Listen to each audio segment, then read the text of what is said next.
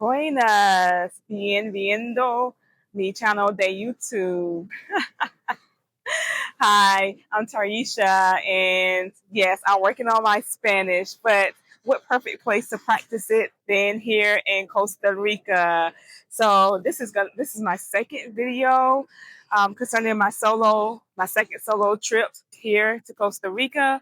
So if you want to catch up about what I did my first week and how I feel about that, please feel free to click on my other video talking about that. So I'm here giving some more information and updates on my travel here. Just as a recap, I decided to travel to Costa Rica for the month and I did it solo. And I'm so happy that I did. I have been here now for a few weeks and it's just been amazing and loving it. So if you are here and you're like intrigued by this idea of traveling solo, but not sure where to start, let me reassure you that you can do it. It just takes some research and just a desire to do it, right? It starts off with the decision, the desire to do it, the decision that you're going to do it, and then everything else just falls in place when you do your homework. So, what have I been doing this last week or so while here in Costa Rica? One thing I'm still working my job, my 9 to 5 corporate job, and had no issues. Well, I will back that up. I've had no connection Wi-Fi issues. However, I have had an issue with my computer just dying. So things happen, right? And one thing about deciding to work abroad is just that things will happen, and sometimes you have to plan for stuff, and then, or you have to plan for stuff, but then sometimes you just don't anticipate things happening. So I never anticipated that my work laptop would just die. I mean, it just died. Flat screen, no operating system, gone. Fortunately, I had my personal computer, and fortunately, there is technology that my company has, and I'm so grateful for that allowed me to use a virtual machine. So I'm using my personal computer and tapping into that my work environment. So that was definitely a blessing because I got a little afraid there because I was like, what am I going to do? I still have a few more weeks here and I did not want to cut my vacation short, nor did I want to take PTO days. So I'm just really grateful that that opportunity was there. So another point of gratitude. So I shared with you all that my traveling, I don't just travel just to say I travel and I've been to different places. I travel as a part of my healing journey and to discover and rediscover things about myself and to expand my awareness, expand my heart, expand in general in all areas in my life. It also challenges me and I welcome the challenges. And yes, this past week I had some challenges. So that first challenge was just my computer going down and having that resolved. I'm so grateful for that. So I was able to get back up and running, and that was done. No other problems for that. And it's my prayer that I have no more problems because I'm on my, I guess, last option. I hate to even put that out in the atmosphere because I just know it's all working out, and I'm glad. I'm much gratitude for that. So that was the beginning of the week with my work computer, and then I think right before that, I discovered well, I didn't discover is there. I discovered it for myself that this beach that I wanted to go to. So I was looking for a particular beach. I was looking for Playa Chiquita, but I could not find the entrance to the beach. So I went down a little further and I saw Puente Uva, and I'm like, oh, I want to go to that. And so I went there and it was just beautiful. And I don't know if I said this on on the last video, but if not, if I did, then y'all, oops, I almost fell off the log I'm sitting on. So if I did say in the last video, just bear with me.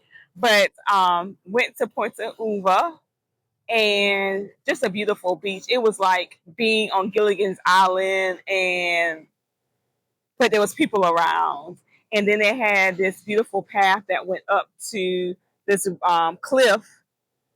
I guess that's the Ponte Uva. And I went there, and just the views were just beautiful. And in that moment, I just felt so amazing. Changing just a little, going up a path, changing altitude, going up a little further than I was. So on the beach, I see the beach. I see the lagoon. It's more like a lagoon beach, which I thought was gorgeous. And I saw that, and it was beautiful. I got in the water, and I enjoyed the beach. It wasn't, the waves were not like this, which I'm on Playa Negra today. I like this beach, but that beach was different. It's not black sand, it's brown sand. It's more in a lagoon, so the waves are not as high. And it, again, it had all the um, deserted island vibes, yet full of people. But when I went up that path and I walked through the little jungle area and I got to the top of that rock and I looked over, I went from being in the lagoon area in my perspective there and how beautiful and awe-inspiring it was, how beautiful the water was, all those things. And then I'm up there and I'm looking up further out into the sea and then seeing another beach on the other side that I was not aware of. And it just made me think of, I really sat with that for a while, just how sometimes we just have to take a little journey up some steps and it reveals a whole nother world to us. It changes our perspective on things. And what decided was we thought was beautiful, we could have definitely settled with that and might be happy. But when I looked up, I was like, oh, I want to go there. And when I went there, I had a change of view and a change of perspective. And now I expanded myself even more. So in that was just a little life lesson there. You know, I love to have my life lessons along this journey. That's what it's all about to me. I don't just think, oh, that's cute, but it means nothing. No, I find meaning in the things I do as I journey and as I travel. And that's what makes it so healing and so soothing to me. So went there. Definitely will be going back. Thought about going back today, but I got a couple things to do. I didn't want to go that far, even though it's not that far. It's like 15 minutes on my scooter from where I stay. It's not that far. I just got a late start, and I opted today to go get ice cream. So I'm gonna jump to today, and then I'll go back and forth. But I'm just thinking, as it's coming to my mind, is how I'm giving it to you. So it could be a little out of sorts and scattered, and nothing here is sequential. Is how I'm remembering it. So I was told by someone earlier this week that I had to try this ice cream place in town, and I was like, "Yeah, I tried it." She's like, "No, it's another one. Try them; they're really good, and they have creamy vegan ice cream." So, if you're plant based and you don't eat dairy, you know ice cream. Good ice cream is hard to come by. I don't like the store ice cream because it's full of sugar.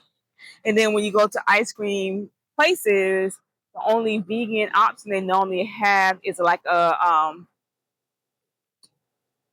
it's not a creamy, it's more like an icy type, like the fruit and ice, that feeling. And I like that sorbet type feeling. I like that, but I also like creamy ice cream, right? So, and I don't get that much. So when she told me they had some creamy vegan ice cream, I was like, ooh, I'm gonna get that. So today I decided I had a call this morning. When I finished that, I was like, I'm going to get this ice cream. So I go into town, and I was going to walk into town because the walk into town was like 15 minutes walk. But today actually has been one of the hottest days since I've been here. It's cool now, the breeze, and it's overcast, so it's cool now. Yesterday it poured raining all day long, so I didn't really get out. But today it was hot, so I was like, ooh. And I don't complain that's hot. I just respect the fact that it's hot. And I was like, oh, I don't really feel like walking. Let me get on my scooter. And I had a couple stops to make anyway, so I was like, I'll just do it on my scooter. So I get to the ice cream place and it's not open. And so I'm thinking, oh no, it's closed. A lot of places around here are closed. They consider this the low season. So not every place is open. Some people actually take vacation. Like they'll close down the whole shop. If it's a family owned place, they'll close down the whole shop and they'll just take their vacation. Maybe for a month, maybe 2 weeks, maybe a month. So I was like, oh, this place is probably closed. So I looked at the time and it said it opened at 1. It was now 12:40 or so. And I said, well, maybe it's just not open. I was hoping for that. So I went and sat on the beach, watched the kids play in the water. It's so beautiful. And at 1 o'clock, I went around and it was open. So excited. And guess what? They had all the sorbets, but they had 3 creamy vegan flavors: vanilla, cafe, and chocolate. And so my greedy self decided I wanted 3 different scoops, and I got the vanilla, the chocolate, and I got the cocoa sorbet. Great combination. So those 3 scoops cost me 3,600 colones, which is a little over $7. So that's comparable to the United States, probably. Depending on what part of the United States you're in. Because some of it, I've seen ice cream more expensive than that. And I got a good portion of it. So I went back on the beach, sat on the beach, and ate my ice cream, and I was just happy, happy, happy. It was just, it's the little things. It's the little things that you get to enjoy. And one other thing about that is that not only was it creamy vegan, but it also did not have processed sugar in it. So it wasn't super sweet. It was so good. So good. So let's go back into the week. Computer things solved. I went to Kawita. So Kawita is, it took me about 20 so minutes to get there on my scooter. It's probably only 6 miles from here. Maybe a little longer. I don't know. Maybe a little further. I don't know. But it took me about 20 minutes on my scooter to get there. I was going to a walkabout with some ladies in the community. They have a good family friendly, a lot of mother and kids, black expats there in Kawita. And I got a part of a group. And remember, I told you about like if you go into somewhere, especially if you have like an expat community, they normally have like WhatsApp groups or Facebook groups that you can get into. I would highly suggest that because then you're dealing with the people who are there, who are living there. So you're getting their perspective and you're also finding out about what is going on in that area. So I'm a part of several different groups. So this particular group I was invited to, and they were having a walkabout in Kawita National Park. And then they had a little get together, and then they had poetry night and some other things. So it was like a all day event. I did the part after I got off work. I went, and it was so nice. However, I had a little accident in Kawita, and I banged up my motorbike a little bit, my scooter, and I had to pay for it. So here's another thing. I think it is some places here that rent it and they have insurance and you don't have to pay for that kind of thing. I think. I know they may have insurance, but doesn't mean that you don't have to pay for something. But the place I rented from, I had to pay for damages, and that didn't make me so happy. But the good thing about it is I didn't get hurt. It wasn't a total loss on the scooter. Um, it just unexpected expenses that I had to put on the credit card, and I was not banking on. But nevertheless, it was an experience. It presented a slight challenge, but it was taken care of. When I took it back to the guy, he was feeling for me as much as I was feeling. He wasn't fussing like, oh gosh, what did you do? He was like, oh no, what happened? Are you okay?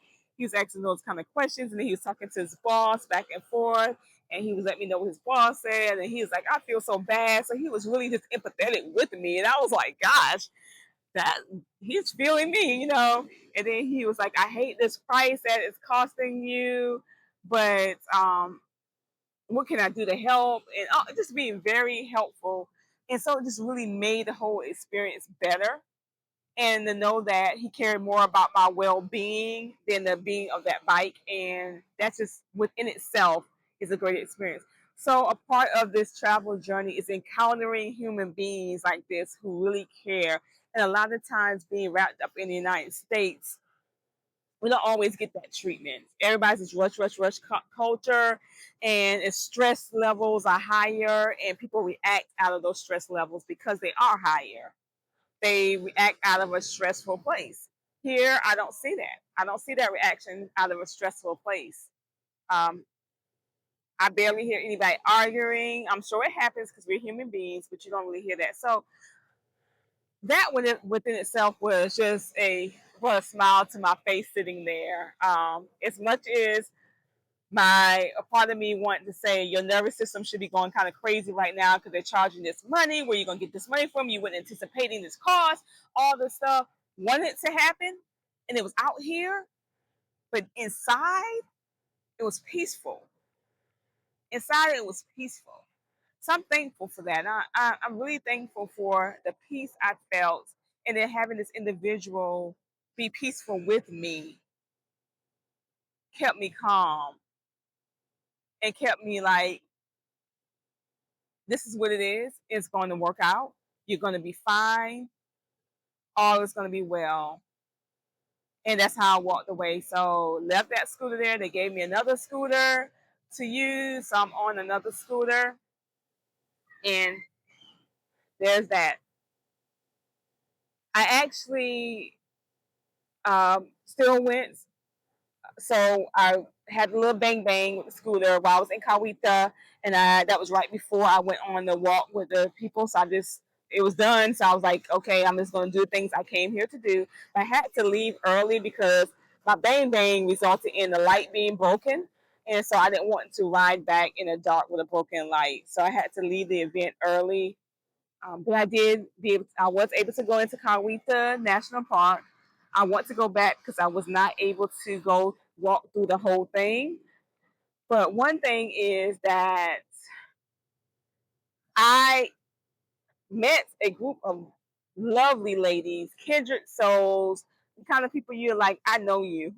I know you. And I felt like I was sitting among sisters I've known for a long time. And the conversation was great. It was engaging. The kids were playing in the water. I'm watching these kids that were born and had some of their life in the United States, and they're coming here and listen to how they spend their day. They go to school, but they're not in school as long, and then they come home and they have the ocean to play in. They're playing with each other. They're becoming bilingual. They're embracing another culture, and it's like an exchange. And you see that it's a mutual exchange. It's a beautiful thing. And so I got that out of that, and I also was able to watch the monkeys play, the howler monkeys that make so much noise. You would think the the amount of noise that comes, song, howling, whatever you want to call it, that comes out of their mouths. You think there are these big creatures, and they are not. There are these little monkeys. They got these big voices, and we saw them in the park. And that day they would howl. They were not howling.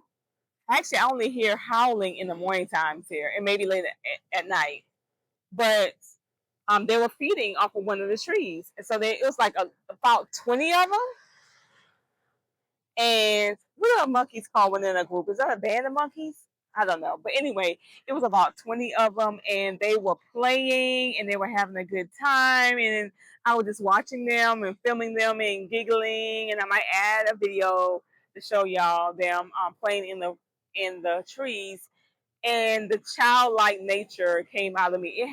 There was a big tree that was going across the beach that I wanted to climb so much, but there were like a gazillion ants working and doing their things on it. So I just left them alone and let them do what they want to do.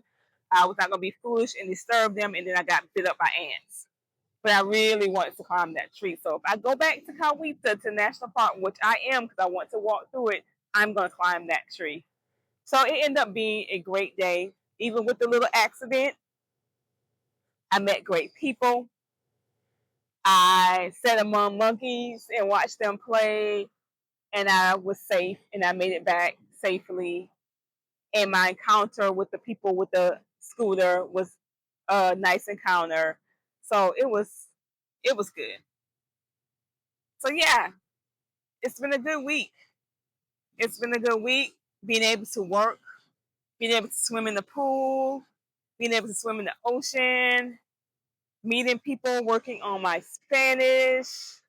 I have a Spanish teacher now, so I'm excited about that. The guy who rents me the place I'm staying, he speaks English and Spanish, so he's helping me with my Spanish as well. So what it's all about, to sum all of this up, is that you can get community, be in community wherever you are. It's about finding that place that works for you and not being afraid to search for that place. So if your current location is not really working for you and you're in the mindset of I cannot get away, I cannot escape for whatever reasons, and your reasons may be very valid and I'm sure are very valid. However, I just challenge you just to think beyond. Think about, what if I did this? What does that look like if I made this move or this jump? Or maybe I'm not making a move, but what would it look like for me to go to a different place and be there for a while? If that's a calling for you. If that's a calling for you.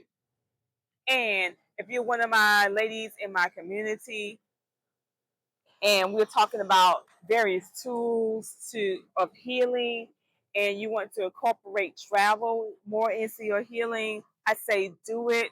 You can travel on any budget. Now I will say, if you're just, your circumstances, so if you are to the point that you're just barely trying to make ends meet and that kind of stuff, then yes, there are more things that need to happen before you consider traveling. However, as I stressed before, that travel can mean just getting outside of your immediate neighborhood. Maybe travel to the other side of town that you don't even visit. Does your town have um, a park that's nice? It's nice to get out in nature. Does your town have a river, a lake, things to get you exposed to something else for a moment, especially when you're going through stressful times? And this is it for me. I love it. I love this place. It's been calling me, and I'm answering the call, and I know why. It's just magical to me. It's not for everybody. Puerto Viejo, the Limon side of Costa Rica as a whole is not for everybody, but for the ones that it's for, it's just beautiful. And I invite people to just experience this type of beauty. And not only the beauty, just the peace that resides here in this land. It's just beautiful. So that has been my week here. I had my challenges, but I have had great times as well. And oh, before I go, let me not forget the time I spent on the beach with a friend that I met before I got here, and we were able to connect while I'm here, and we spent time on the beach painting this week. So just stay on the beach talking to her, eating, doing my lunch hour. So I took my lunch hour, met her at the beach, and we painted on the beach. And it almost didn't happen because it started raining before, but the rain cleared out, and we were able to sit there, talk to each other, have a little lunch, and paint right under the beach as her son swam in the ocean. Beautiful. This is what I'm talking about. Beautiful moments.